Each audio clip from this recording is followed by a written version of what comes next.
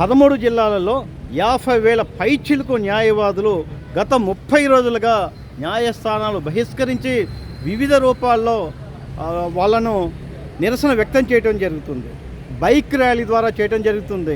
నాటక రూపంలో, పాటల రూపంలో, నటన రూపంలో ప్రభుత్వం యొక్క ఉన్మాద, దుర్మార్గ, ఆవేశమైన నిర్ణయాలను అనేక మంది న్యాయవాదులు చెప్తున్నప్పటికీ ఈ ప్రభుత్వము దున్నపోతు మీద చినుకు పడినట్టుగానే ఉందని చెప్పి ఆందోళన వ్యక్తం చేస్తున్నారు.